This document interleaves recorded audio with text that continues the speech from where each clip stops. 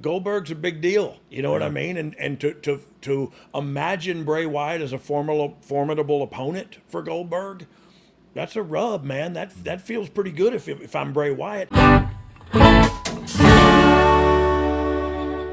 So let's write for Bray Wyatt. We got two former lead writers on the screen right now, Brian and Vince. I know that Vince is a huge fan of Bray Wyatt, huge fan. He said many times that he would push him to the moon.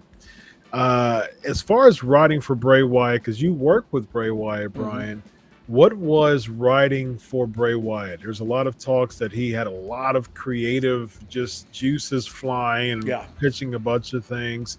What went wrong with the Bray Wyatt character to make him no longer be a part of the WWE? Well, I do not know that, but I'll tell you how I feel about it and about his writing. We had one guy on the writing team, and I always mess his last name up, Nick Manfredini or Manfredini. I can't think of his last name, or if I know him, but I don't know his last name. He wrote with Bray, and so he had Bray's voice down really well. And that's what, people fuss about, oh, you got 14 writers. Well, some of them are specifically for specific talent that really have their voice down. And so Nick was one of those guys, and him and Bray would go sit somewhere. Look, Bray was, like you said, he pitched. He's an idea guy. He pitched a million ideas. The issue with Bray was, how do we reel him back in, have him cut this quasi-cryptic promo, but also, I don't think your cryptic promo works if it's too cryptic. You know what I mean? Like, the message has to get out there. And so Bray would go out there and cut very cryptic promos, so cryptic that you don't know what he's talking about. And I think Nick would bring him around and say, okay, we get the message now, and some evil crypto speak in there. You know what I mean? And so, look, I don't know what else they could have done with him, to be quite honest with you. I think just like with my release, I think they needed to trim some fat, and I think he was getting paid a ton. I think Braun Strowman was getting paid a ton. You know what I mean? They just looked around and saw, look, in 3 years they may bring him back. You know what I mean? He'll be in better shape. He's learned a ton. You know what I mean? It'll be the biggest thing ever. But I don't know what the actual reason is, what separated him from WWE. Yeah. Vince, you would push Bray to the moon if you had the books. You man. know, Brian, I say this all the time, and I know you will understand exactly what I'm saying. Okay, and I know you will appreciate this. I get so many times, oh, Vince, you were so successful at the WWE because of the talent roster. And what I try to make people understand is, bro, the level of talent during the Attitude Era, okay, from DX to Mick to Taker to Kane to Austin to Rock, the level you guys were at, for me as a writer, Brian, I had to keep raising that level. And for a writer to write up to the level of that talent, because I could not write something that was going to bring the New Age Outlaws down. Yeah. So when you're that good, and every week as the writer, I got to keep raising that bar and keep giving you good stuff and good stuff and good stuff.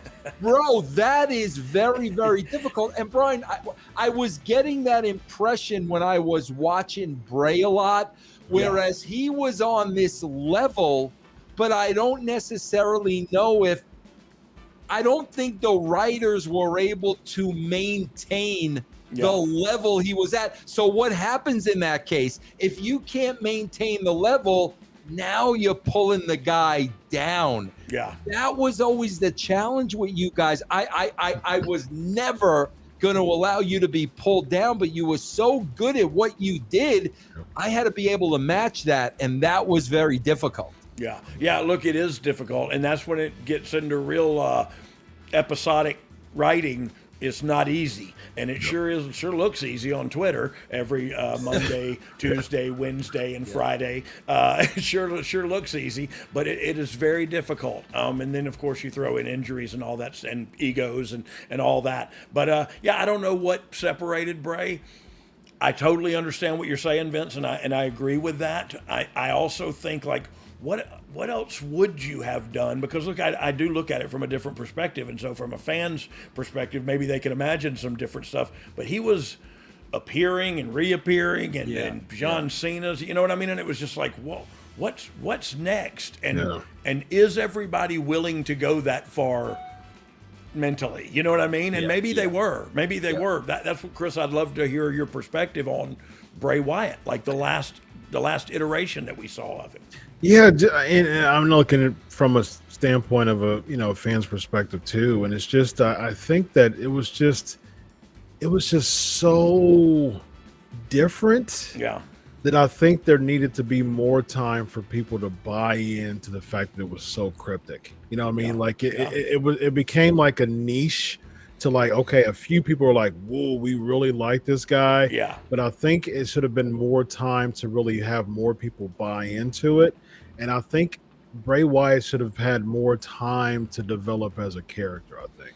I think, and I'm interested in how you think about this, Brian, because a lot of people would attribute just kind of like the beginning of the end of Bray when a couple things because he beat Cena.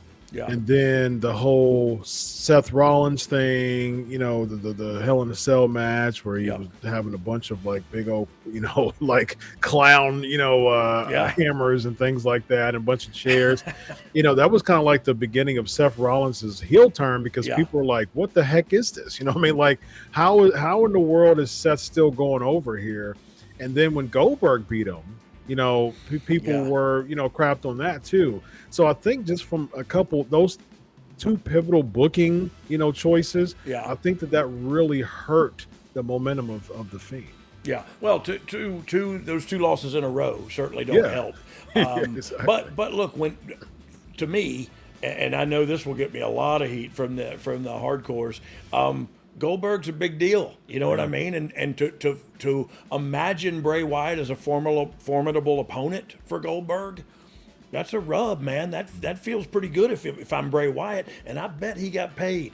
Now, having said that, you're correct. Him losing to Seth and then him losing to Goldberg, like he was moving downward quickly. And I don't know, I wasn't up there then. I was at NXT by then, so I didn't really. You remember I'll tell you what I do remember is that good Randy Orton, Bray Wyatt. Yeah, that was another one. Yeah, that was another one. That was just, talking about continued downward momentum. Yeah, burning him, and then him coming back after 6 months and losing at WrestleMania.